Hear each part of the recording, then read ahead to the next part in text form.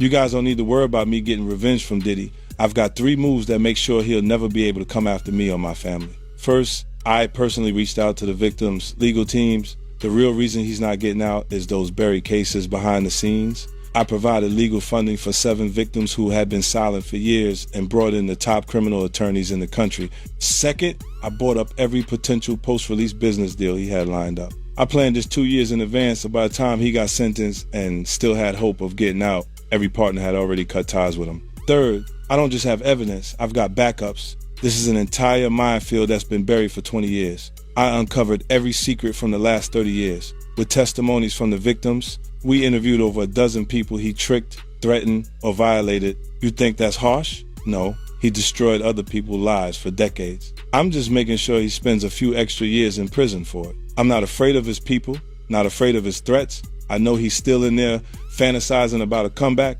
but the truth is, he's never... Do you regret ever getting involved in... I didn't have a choice. It got bad when I was about 15 years. He was known to be at Diddy's white parties. And when Aaron Carter told us about his brother, he said because he outed all of this information, people were coming after him.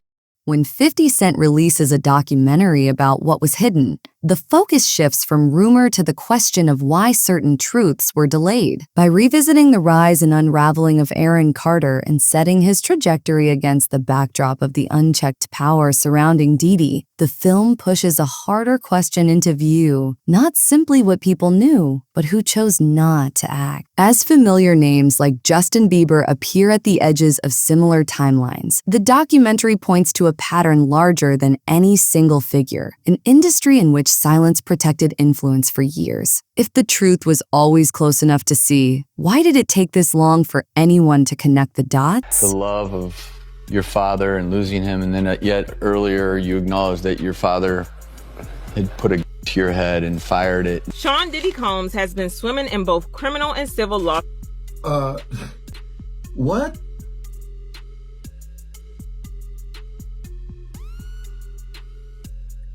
Wow.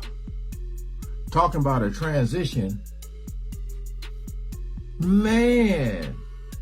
Ever since he got indicted, and the storm doesn't seem to be letting up anytime soon. Recently, another wave of accusations has just been leveled at him, this time a staggering 25 lawsuits alleging inappropriate relationships with younger individuals. And while the whispers about his past connections with Justin Bieber and Usher during their early careers have been making rounds in the past months, a new shocking name has entered the conversation: Aaron Carter. Aaron, who allegedly first met Diddy at just 9 years old, is now being linked to allegations that have sparked heated discussions across social media.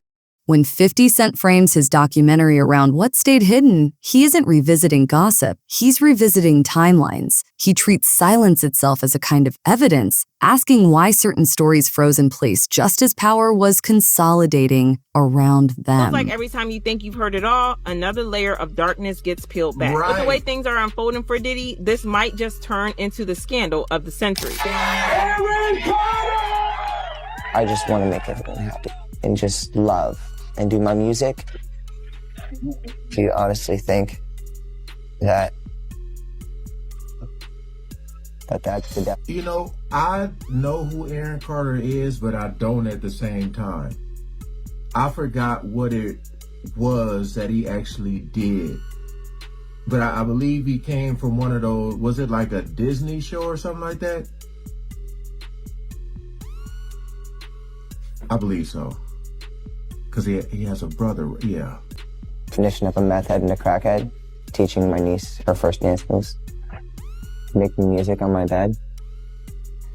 Aaron Carter was once the golden boy of pop, a wildly talented child star whose meteoric rise to fame was nothing short of remarkable. He was only 9 years old when he dropped his self-titled debut album, captivating audiences everywhere and securing his spot as one of the biggest child stars to ever grace the music industry. Carter was tipped to do great things and have a long, successful career, but as bright as his star burned, it faded just as fast. Fame at such a young age can take its toll, but there was so much more that contributed to the downfall of Aaron's career. career. Several insider sources have suggested that Aaron may have been a victim of manipulation and the toxic culture that By revisiting the rise and collapse of child fame, the film presents Aaron Carter not as a headline, but as a case study in exposure without protection. If silence is never neutral, the lingering question becomes, who benefited from it remaining unbroken for so long? Aaron, how you holding up?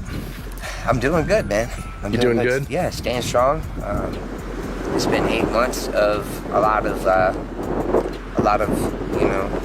turmoil and back and forth. But at this point, I think that I've got it under control. I'm doing everything that I need to do, and just focusing on my music, which is what I love. It's my passion, and really just taking care of my aftercare, and which consists of what? The care. You're doing what you have to do. So what does that mean to you? Basically, a lot of people in the news, there's hundreds of posts from media, and they all said, that I'm 165 pounds, and when I checked into rehab last time, I was 117, same weight that Michael Jackson died at, actually. And 117 pounds. Yeah. I got my weight up and I kept it the whole time. I've managed to turn my life around. I'd be able to purchase houses, flip houses, be a real estate mogul, do touring after all the... So you're buying and flipping houses, huh? Yeah. And I see that this one is for sale right now. Is up for sale. This one's up for sale. Yeah, so Christy Olympus is my she's like my big sister. But she's my real estate agent. She got me to my first house, which is only like about a mile away from here. Yeah. And then flipped that one from $420 to $620, got $200,000 profit. I bought this one for $600. Aaron Carter's rise began before adulthood could offer any real defenses, inside an industry that profits from youth while postponing responsibility. The documentary sets his success against growing instability, illustrating how access can appear as opportunity until it hardens into dependence. The social implication is stark. When a child's value is measured by output, warning signs are recast as pressure instead of peril. At what point does the pursuit of success override the duty to protect a child? There's a lot of other stuff that's going on with that. They look at the right. They look at the stuff. They look at this right here, bro. First and foremost, all the companies that you have, you understand, and I know some people have trust and have companies in their kid's name. This man never put anything in his name. Why? It's either his mother, his son, his kid's name and everything like that. He had 18 companies that was giving him some kind of revenue. Why is nothing really in his name? Is there some kind of tax evasion? They looking at that. You understand? You got people in the industry that's been saying for years, this man is having sex with underage. So now the federal government is looking at that like, yo, when is somebody gonna come forward? We got this information, this alleged information, but nobody's willing to come forward. Then they go on and say, yo,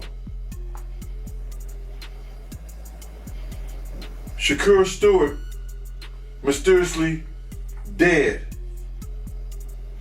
Supposed to be a self-inflicted wound. Person that had everything going for him in their life. Kim Porter dead. Somebody's car gets blown up.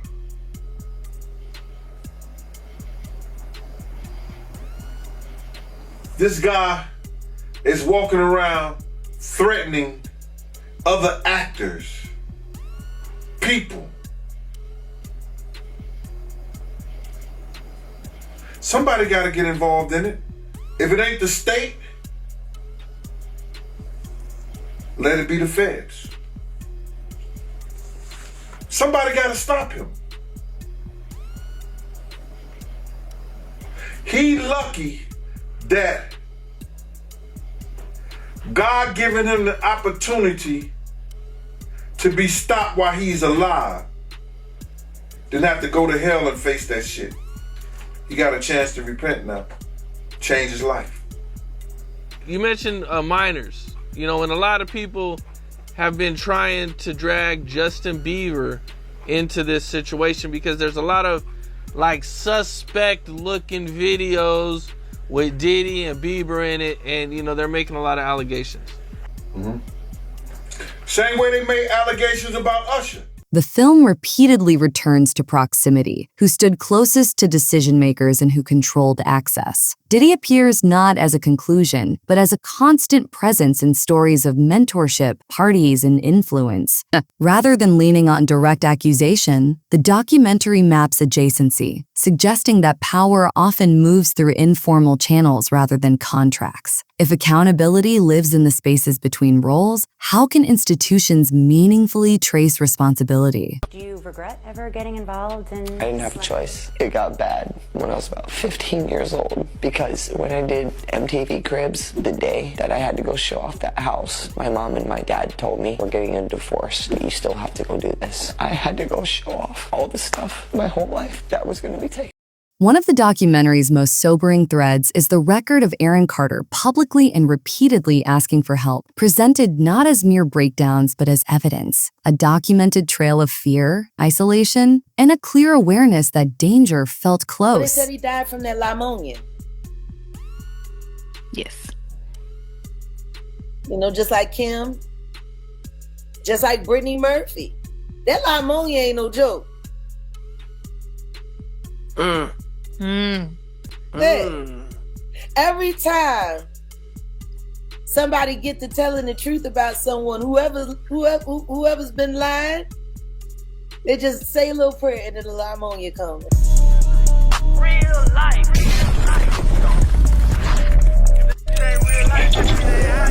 It ain't real life. Just say real thing. Real life street star. You know what time it is. Oh no, it's all good. But Uncle Ron, Beyonce's ex-bodyguard, who threatened to expose them. Yeah, threatened to expose them. I believe in 2023. Is deceased. He's passed away. Allegedly, that's what they are saying. Allegedly, that is what they are saying. What are your thoughts on that? Well, they said he died from that pneumonia. Yes. Just like Kim, just like Brittany Murphy. That pneumonia ain't no joke. Hey, every time somebody get to telling the truth about someone, whoever's been lying, they just say a little prayer and then the pneumonia comes and then yeah. A lot of people been getting that pneumonia. I'm surprised they didn't try to say that Liam. The moral implication is collective. Audiences watched, platforms amplified, yet meaningful intervention never came. When distress is visible to millions, who bears responsibility for responding? That pneumonia, but he went over that balcony. But the thing is, they say he went on his own. But there's two other things that I considered as I speculate. This is all my speculation. None of this is true yet. But what if somebody told him he had to jump off? Man. What if he would have rather jumped and be out? Right. Or maybe imminent danger was there. And it's that alleged was that only escape.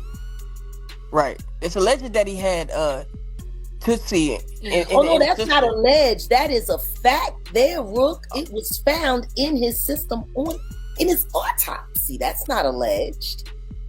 That's crazy. It's a Tootsie. Yep. Jack, Liam Payne, his fall. There's a lot of alleged things they're saying that happened. Multiple levels, his fall. There's a lot of speculation. Personal life. Right. Health. What is his ties to Diddy? I mean, all of those kids from that era, even the British bands, they all partied with Diddy. I'm just...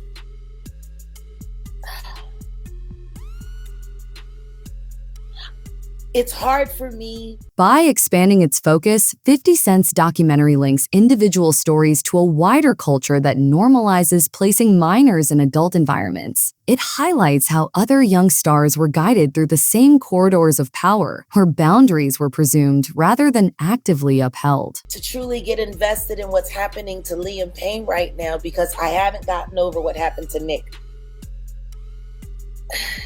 Nick's brother, Aaron Carter. Right. A lot of people keep forgetting Aaron Carter was begging for help, begging for independent financing, begging for security. He made it very clear Sony was out to get him, just like Michael Jackson told him they would be. And right around that time, his brother had just been accused of raping one of the girls from making the band, Diddy's entity. And they were trying to make all of that go away. And Aaron called his brother out. And then the next thing you know, he said, if anything happens to me, I did not do this to myself. And then he was gone, and they said he took his own life, just like they're saying about Liam Payne. Why doesn't anyone want to see the same thing happening over and over and over again? Because if Diddy is responsible for Liam Payne, then he is without a doubt responsible for Aaron Carter. At this point, references to Justin Bieber surface, not as direct accusations, but as contextual examples of a recurring industry pathway for young talent. His story is presented as part of a broader pattern, raising a central question. If the same dynamics repeat across generations, can they still be dismissed as coincidence? You know what I'm saying? Oh. It's like 150 hugs. You're a public person as well, and there was one instance in Harlem, and his reaction when those people went away. Got in his car and said, I feel like I need to wash, like I'm dirt. That was, it should show you his character. Was that the reason for including it? Yeah, I mean, what's the odds that you would do that in front of a camera? Like that's one of the moments where he forgot he was on tape. How do you respond to people who say that it's more about the disdain that you have for Sean Combs than it is for giving the victims a platform? What they consider a pre-existing beef, right, for 20 years, right, is me being uncomfortable with him suggesting that he takes me shopping, or I looked at it like it was like a tester, like maybe you'll come play with me, type of thing, right? And it's not personal. I think it's important to also let people know that the show is not completely the perspectives of people that did not like Sean. We weren't trying to just get the highlights, the salacious details, you know, that the real goal was to storytell. And not everyone needed to have an allegation to be a part of this project. The 4-part series also features 2 jurors from Combs' trial who are speaking for the first time about how they reached their mixed verdict, finding Combs guilty of 2 prostitution offenses, but clear of racketeering and sex trafficking charges, both sharing their thoughts on the relationship between Combs and singer Cassie. Juror 75 describing them as 2 people in love, and Juror 160 saying in part, domestic violence wasn't one of the charges. Cassie, is she a victim in all this? I believe Cassie's a victim in all this because she came in as she's like 18, like 19 years old in the very beginning. After a while, over time, you condition for it. The goal of what the film is trying to do is to let the audience kind of come in to ask questions like, were their decisions colored by certain things, and who got the benefit of the doubt, you know, in that courtroom? Do you think that hip-hop culture was on trial as much as Sean Combs was? No. Look, if I didn't say anything, you would interpret it as hip-hop is fine with this behavior. The documentary frames silence as a kind of infrastructure upheld by loyalty, fear, and reputational risk. It suggests that many adults around young artists knew enough to remain quiet, even if they claim not to know the full extent of what was happening. This creates a diffuse form of complicity in which no single person appears fully responsible, yet harm continues. When everyone knows a little and says nothing, where does culpability ultimately lie? Footage of Sean Diddy Combs in the days leading up to his arrest in New York last September. You want to put the stuff in my fanny pack, King? The exclusive video obtained by Netflix shows Combs debating with his lawyers about strategy. So they're saying it's his lawyers. How on earth did 50 Cent get a hold of footage of his lawyers? Now, one could say, isn't that privilege? How is this footage allowed? Now, you could also argue because someone's filming, there's other people there, you lose privilege. I've learned that in my appeals case. I have not filmed any of my legal meetings on purpose because if you film it, well, then it gives up your privilege in a way. So I'm assuming that's how they're getting away with this, because he's filming conversations with his lawyers, whether they knew or not. That footage, now that it's gotten in the wrong hands, or I guess different hands, isn't a longer privilege. I want to get a lawyer on it to sort of confirm it, but I gotta be honest, I'm kind of shocked. You'd think, well, this should all be included, should it not? Listen to me. I'm gonna get off the phone right now, and I am going to let you professionals look at the situation and come back to me with a solution. No matter what, no matter what nobody said. Let's just here and there, y'all are not working together the right way. We're losing. The footage is like the way he's bossing around these high-powered lawyers is so revealing. Part of a new, highly anticipated docuseries by director Alex Stapleton and rapper and executive producer. Look at that smile. Look at that smile. Oh, he's loving this. Jackson, titled Sean Combs, The Reckoning. Was there anything that surprised you when you were watching? I think it was surprising that he actually filmed it. It was very interesting to watch a man who's known for his brand presence. You know, he has a really amazing knack for marketing and all of that, and how he was sort of taking that into account in how he was coming off to the public.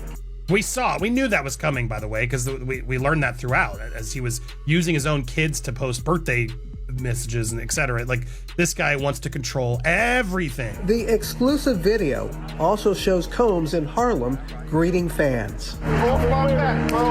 He's like, oh yeah, look at all these. This wasn't shot. Yeah, what's up? Want to shake hands? Yeah, I'll take this. He thrives in this. This is when people recognize him. What up? Like, barely anybody there. He's like, yeah, everybody's here looking at me. He's like the quarterback that could never graduate, it feels like to me. I need some hand sanitizer. Hold on. I got it. I've been out in the streets amongst the people. Yeah, I gotta take a bath. I've been in the streets amongst people. I gotta take a bath. He's like horrified. He's disgusted by it. Like the amount of people that actually I'm coming in contact with, like that's what I have to do. A pivotal shift takes place when speculation gives way to formal process. Lawyers, filings, and due diligence replace commentary, and the tone grows firmer without tipping into sensationalism. The film underscores restraint. Names are not shouted. Evidence is methodically weighed. Legally, this transition matters because it marks the line between cultural suspicion and institutional consequence. If truth needs structure to be believed, why was that structure missing for so long? $15,000, you know what I'm saying? You can sit here and tell me that you're gonna pay me for my time sitting right down here with y'all. You understand? So then, one thing led to another, and I was like, all right, well then, F you, I spoke to 50, and then she said 50, and this is exact words that came out her mouth. 50 does not determine what goes in and goes out of this documentary. And he definitely don't pay, he determine what somebody get paid. It's not his documentary like that. I was like, oh, so if it's not his documentary and I spoke to him like that, I don't need to be doing nothing with you, because I'm doing this on the strength of him. But you gonna pay me if I do it. So it went back and forth, for a little bit, and then they had Kirk Burrows giving me calls and everything like that. What are you calling me for? You know what I'm saying? I'm not. Get out of here. I know what kind of dude you is anyway. Me and you cool and everything, Kirk, but don't call me about no business with this stuff like that. And then what I found out is that he was making a deal, cutting a deal for himself as well as Tim. You understand? And I was trying to get a deal for all three of us. You understand? So that's how them industry cats go. You know, that's what they do. You know what I'm saying? So I'm looking at it like this. So then he called me back again, and I told him, like, listen, man, don't you ever call my phone again, Kurt. You know what I'm saying? Because we had got into it about somebody calling him. He told me Groovy Lou called him and wanted to know why Gene's still doing this to Puff and everything like that. And I mentioned it on the Gene Deal show. You understand? I said something. Then he called me back like I was lying. And listen to me, Kurt. Don't call me about what these clowns and these niggas say right here, bro. I had nothing, and especially don't call me talking about what I gotta fix, when in fact you know what you told me and you know what our conversation was. You know what I'm saying? So the whole thing about why I'm not in the thing, the lady was talking greasy to me. She had no right to talk greasy to me. And then she told me that 50 didn't have the power to do anything, but they using his name to like push the whole documentary. And that's what it was about. So that's why you don't see a cameo other than the pictures they used of me on the film in the documentary. I got like 3 or 4 pictures in the documentary that I've seen of myself. You know, some people say they saw more, but I know three different times where I was certain places and you could actually see me in the documentary, and that's the only thing you're gonna get. But the stories that they told in the documentary, bruh, come on. They could have went a whole lot deeper. They could have did a whole lot more. So I ain't in the documentary because that lady that was the director, I think, what's her name? Alex, Alex State, you know her name?